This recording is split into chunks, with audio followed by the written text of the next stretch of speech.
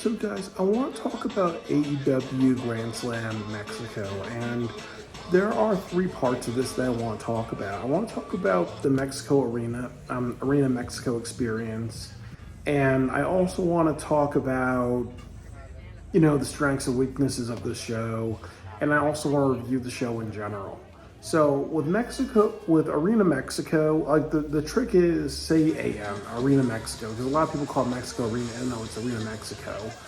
Is that first of all, like I said in my prior video, that when you go in, they actually pat you down. So like you will have like cops like just be like touching your shoulders, touching your sides to make sure you don't have anything.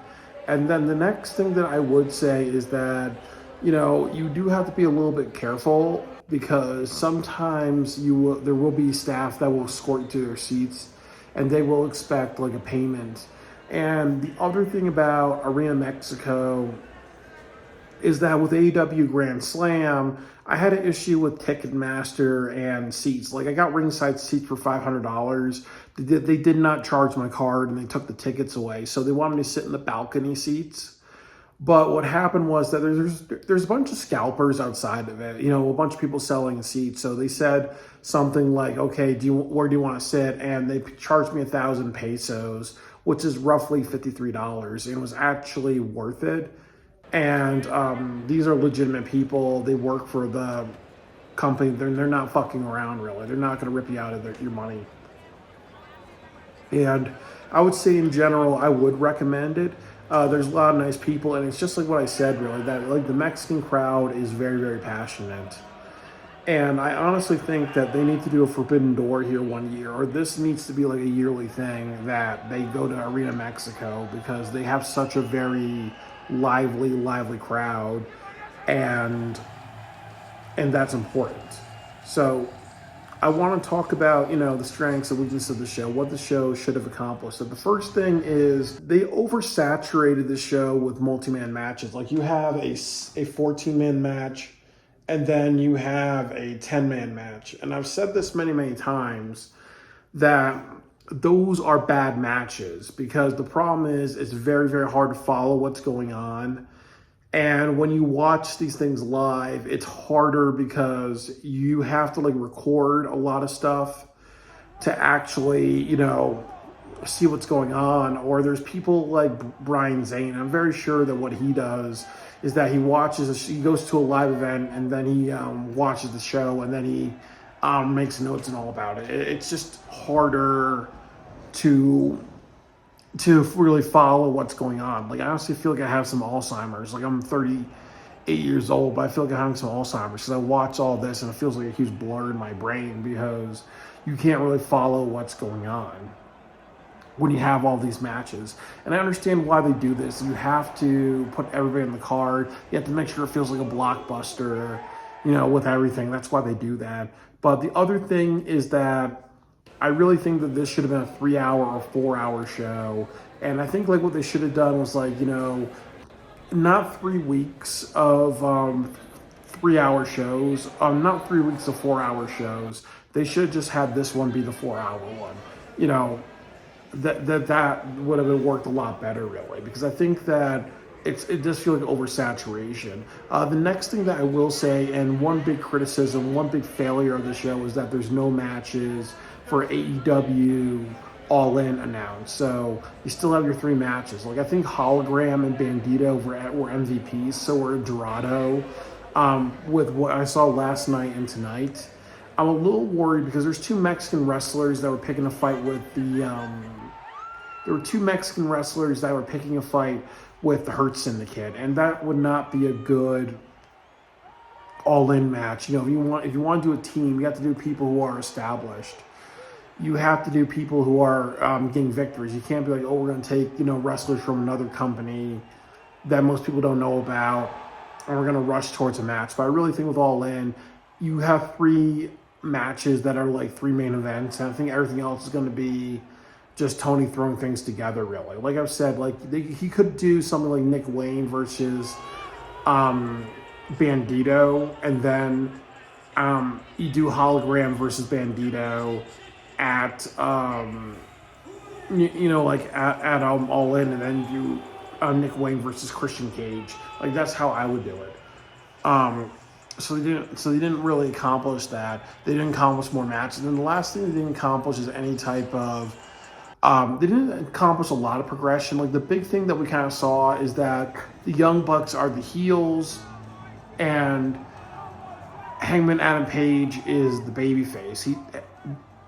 Adam Page is not really. He's still friends with the Young Bucks, but he's saying like, you know what, mind your business, really. So it's kind of evidential that he's not. It's evidential that he's the good guy and the Bucks are the bad guys. Before then, you kind of saw like maybe a bit of a switch type of thing, really. But everybody's really on the same page that the Bucks and the Moxley faction are the villains. The Ops, Swerve, and Hangman are the good guys. So that's established.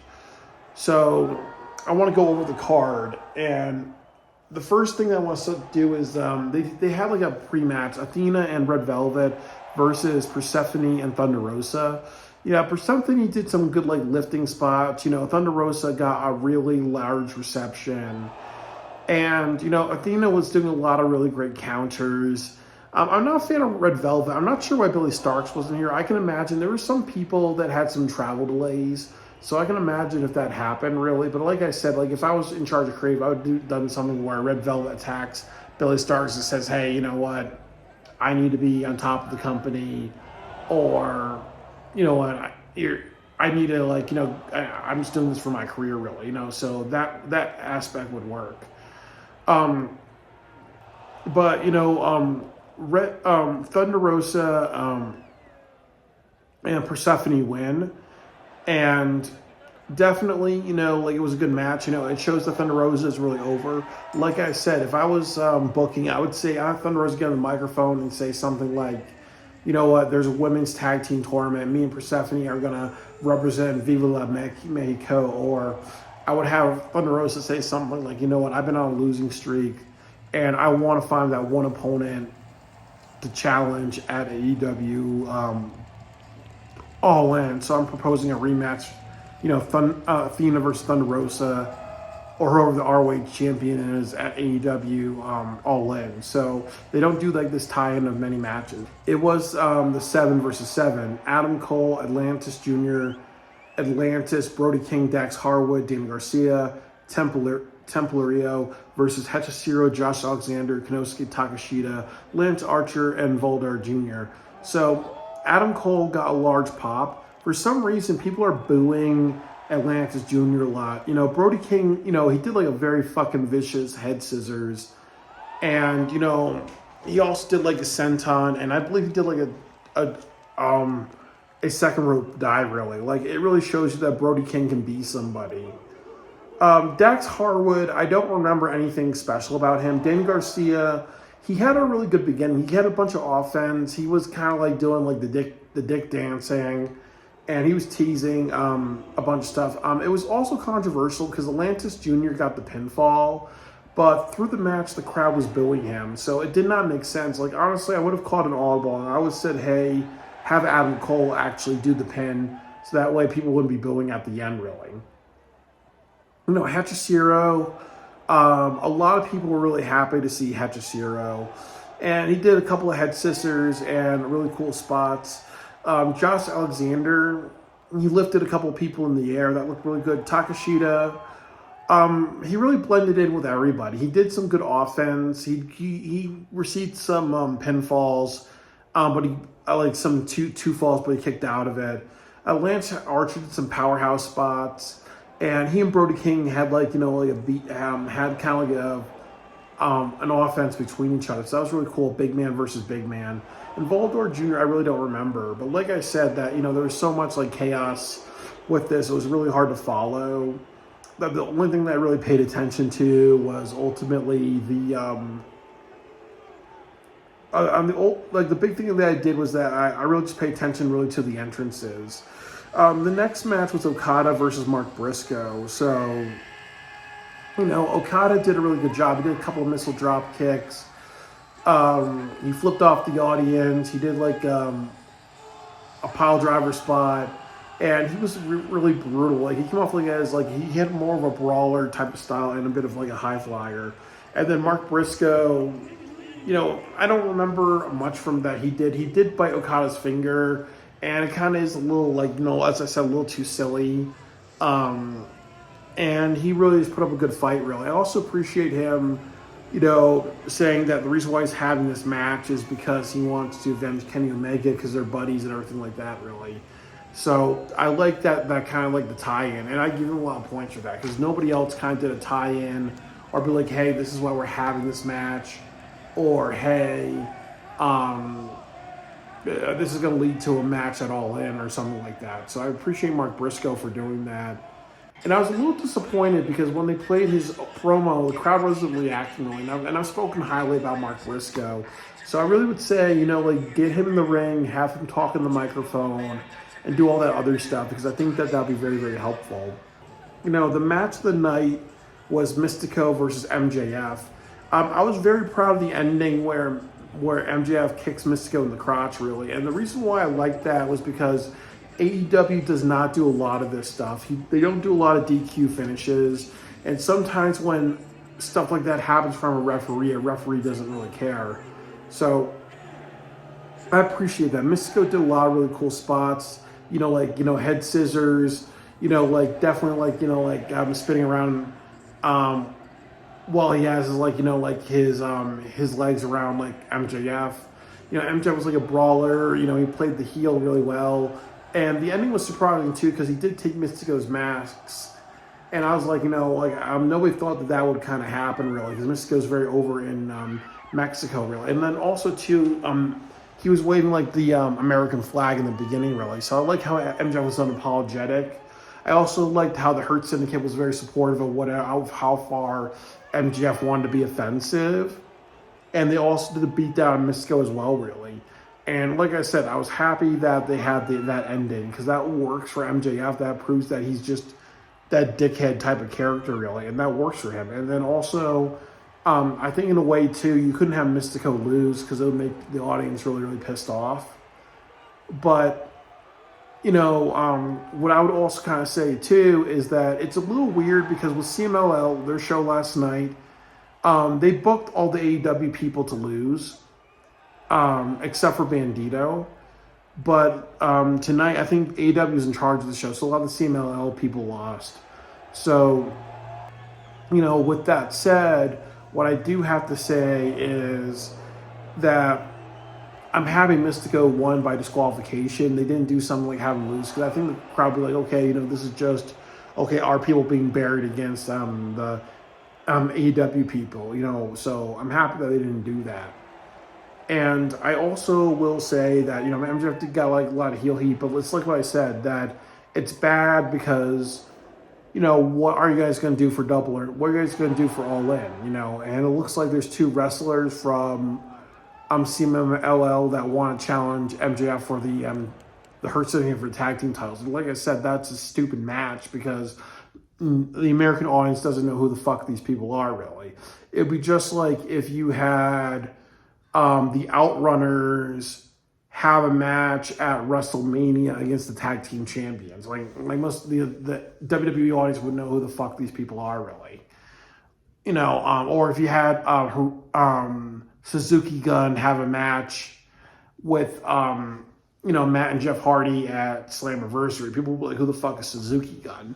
So I'm a little worried that they may do that. And like I said, MVP is right when he said, what, it seems like they're in a tag team division of their own, really, because there's not a lot of people challenging them. So I'm a little worried to see what they're going to do for a tag team, match at AEW All In.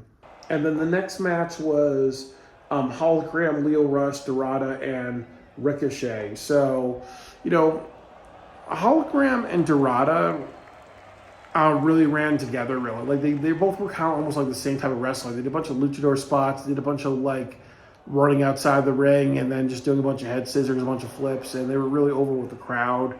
Lio Rush, it was a little weird with him, because he was helping out Ricochet, and then at the end of the match, he was making fun of Ricochet's bald head, really. So, that was kind of almost like a little weird that they broke down, because I would imagine the Crew and Ricochet becoming a team and being a threat to the Yops and having matches with them, because you got to build up these divisions. Because I think with a lot of these divisions, the issues that they have, maybe like two people on top, like a good guy and a bad guy. They don't have a lot of like other people on top as well, really. But they need to start establishing divisions. Like as I said, it was a little bad that Leo Rush actually had a breakdown with Ricochet. And Ricochet did a good job in the match. He was kind of throwing like Hologram and Dorado into like the barricades. He was kind of like really brutal through the match. But Hologram won, and that's such a weird choice because it's almost like, what do you do with Hologram? And also, too, he won 4 million pesos. So are they going to do something like when Beer Money in TNA Wrestling won $1 million prize, I believe, or a $100,000 prize, and you see James Storm drinking beer and Robert Roode just smoking like cigarettes and being happy because he loves money? Are you going to do something like that with Hologram, where you see a follow up of his prize, or are you going to be like, okay, that it is what it is, really? So that's kind of like why I think like Ricochet should have won this, or if Ricochet and Crew said something like, hey, you know what, we're going to do a winner takes all against the Hurt Syndicate, our $200,000 prize and versus the tag team titles or versus the trios belts, or they faced the Von Erichs and Dustin and they challenged them like 3-on-3 really. I think that would be a better thing really. So it's a little unfortunate, in my opinion, that I think with Hologram it's just a victory for him, and they're not going to follow up with like what would he do with like this $200,000 really, because that's how much 4 million pesos is. It was Mercedes Moné versus Shizux, if I'm saying correctly. Shizux, she did a really good job. Like, she kind of was like a bigger body wrestler, so she lifted Mercedes Moné, she threw her around.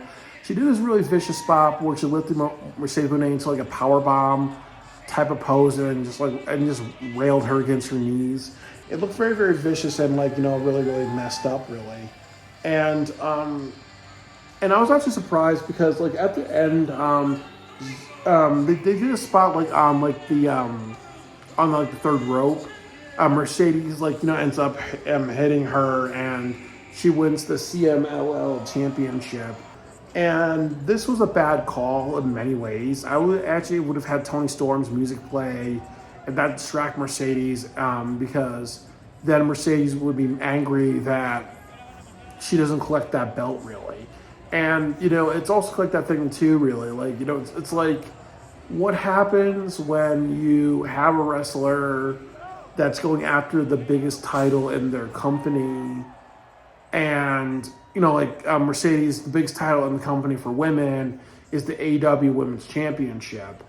So it's not really helpful for her to win a title. I think Tony Storm distracting her and getting under her skin and getting a comeuppance would have worked really. And then I kind of say to myself, just the same thing. Imagine if John Cena was facing Cody Rhodes this year, and then John Cena was like, hey, I've never been the Intercontinental Champion, so he took it away from, whoever was holding the Intercontinental Championship at that time. It would feel like a little jarring, isn't he, even though he becomes a Grand Slam champion, it's almost like, what's the purpose really? Or imagine if The Undertaker wanted one more match at WrestleMania against John Cena, because the first time, they did an angle where John Cena was unprepared really. So he wants John Cena's heavyweight title, and then let's say he chokeslams Dominic Mysterio and The Undertaker becomes the Intercontinental title. That it kind of like, you get what I'm saying in my hypothetical, where when you put other titles on people or when they're fighting for other titles, it becomes a little jarring. It takes attention off that title, and it might be like, okay, well, they may be a belt collector, but how much does that title really mean that they're fighting over? If this person's going to be focused on other titles, you know. So it does take away a little bit, and like I said, it would tell a better story if Mercedes got distracted by Tony Storm, didn't win, and then now she has more hatred towards Tony Storm. But what happened at the end of it was that she wins the title. She has like the streamers, and also too, Tony Storm comes dressed up like Carmen Sandiego with all the red, attacks Mercedes, ruins her moment, and Mercedes runs away scared. So, this wasn't good booking, because I think that in one sense, like I said, I like what my idea first, really. I think with this, first of all, you don't want to have streamers unless that's the main event, really. Because the problem is when you have these streamers, now during the main event, you have like all these things that are hanging down and dangling, so it just looks very, very bad. It's just like what they said with All In last year, when MJF had like the red, white, and blue streamers, and then the rest of the show you have all that stuff hanging. It's just a bad look. And then also too, it's not good, because you have wrestlers in like other matches after that may have to wrestle around that stuff, and they can easily slip and slide. And then also too, I really think that with Mercedes, you have to really do better with showing preferential treatment, or saying something like, maybe she says, well, since I've won these titles, every single time a person wins a title, they get a little bit more treated like royalty. So I won like 5 titles, so I get treated like royalty 5 times over. So you kind of see like Mercedes, like maybe she's like on one of the, like on those, like maybe like, like how like you see Cleopatra and those other people like on those huge, like, on those huge things being carried out to the ring, like, like those beds and stuff like that, like they did to like emperors, or kings and queens back then. Then it would justify the streamers, like almost saying like, show that, okay, well, she has more titles, so therefore she acts like she has a bigger ego, she deserves the pageantry. So that way when you see streamers, there's a purpose for that. It just felt a little out of place, really. And I think that that's kind of the issue with AEW, is I think that they have some ideas, but there's ways to tie in those ideas to make it work. For her to randomly have streamers that at the end, that does not make any sense, really. And then yesterday, you had Bandito get streamers, and he didn't win a title, or anything like that, really. So why is she getting streamers in the penultimate? It would make sense to do it at the very end. So the main event match was Mortos, Moxley and Yuta, the Young Bucks, Ops, Swerve, and Ospreay. So obviously the crowd was really behind Ospreay. He did a Sky Twister to the outside of the ring. He did a bunch of head sisters. He really, really, really hyped up the crowd, really. Like, it's really evidential to me that either Wembley Stadium 2026, or if they fuck up, if they make Jon Moxley the champion after All In, which would be a huge fuck up, at Forbidden Door, it needs to be Ospreay, because he has a lot of momentum. I've actually said he's a little bit like the John Cena of the company. He's the guy that people want to see. And even in this match, he's the most over person. So he did Sky Twister, he did Head Scissor, he did a bunch of spots. Swerve, he did his knee stomps. He did get a large reception from people. Joe got large receptions. I don't really remember anything else, really. Like they had a thing between Joe and Mortos. I know Shibata was in this. Hobbs and Shibata had a really good, back and forth with each other. I know Hobbs and Mortos did, big man against big man. And, there's also a spot where the Young Bucks tried to do some offense on Hobbs, and he stops it and showing that he's a powerhouse. So, good stuff there. And then also Moxley did win the match, and it made people really pissed off. But that was the right choice, because you have to make, your champion look strong, even if they're the bad guy. And I really respect AEW for doing that, because you have to upset people sometimes. And that's good because WWE does that all the time, really, where they're not always going to have the good guy win, even if it's right, really, because the problem is you become predictable. And AEW has had a huge issue with predictability. So seeing Moxley win, I give them a lot of points for that. And then also too, Moxley to me is not a good wrestler. He's slow. He takes his time a little too much. But when you have all these other wrestlers that are more of like a high tempo, it really hides his weaknesses. Like he works better in a faction. He does not work good on a one-on-one type of match, really. And then also, too, people were pissed off at the end, but then you saw Hangman Adam Page come down and save the day, really, to just make the crowd happy again. So it was a good, emotional roller coaster. So what I would have to say, really, is that, like I said, the show had a bunch of weaknesses, but it had a bunch of good stuff on it. And I would give it like a C plus, really. I think that there's a lot of things that they should work on. Like I said, you have your show in 24 days. That's roughly 3 weeks. You only have 3 matches announced. It's going to be a rush job show with matches. There's really no tie-ins. Okay, now the Death Riders are pissed. They want one more match with the Ops. That would be a good tie-in. Like I said about Thunder Rosa, being like, okay, you know what, I won. I want to win on the big stage in them all. Briscoe, as I said, also too, you saw Marie Shafir try to get involved. What would happen if Willow came out and then they both just were fighting and they're causing some chaos, and then they both got arrested because they're taking too far, and then it's a street fight match at All In, so there's really no tie-ins, so that's one of the issues as well, really.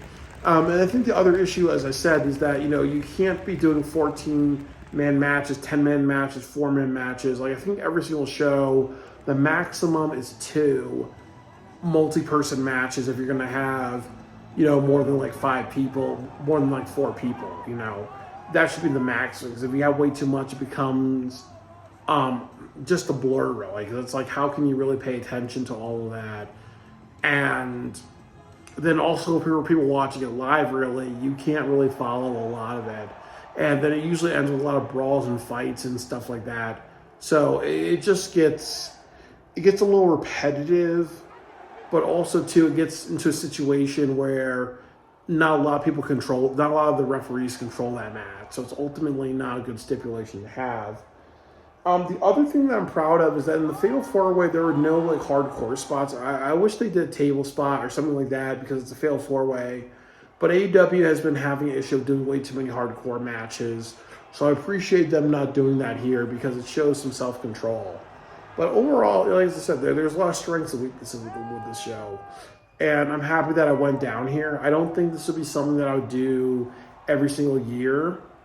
But I'm happy that AEW branched out to Mexico.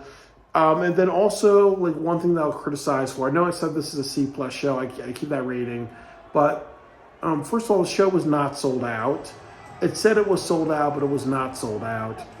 But also, they got a large attendance for the show. So I really feel that, like I said, when you have large attendances, when it's close to 10,000 people, you need to be talking about that. That's completely just dumbassery, AEW struggles to get 3,000 people at their shows. So if they have a show in Mexico and there's 10,000 people, you should be talking about that to be hey, you know what, we actually matter. We're actually doing well somewhere in a certain market because that helps out the company.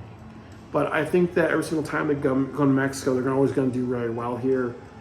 Tony Khan would be really, really fucking stupid if he did not do a Forbidden Door, or if he didn't do a Grand Slam pay-per-view in Mexico. I think that it would be very, very successful. So instead of AEW Grand Slam, because it was supposed to be a pay-per-view in Australia, he should have done a pay-per-view here in Mexico. And if he did Blood and Guts or another special event in Mexico, no problem really, So, Viva La Mexico, and this is a good victory for AEW, expanding into international audiences.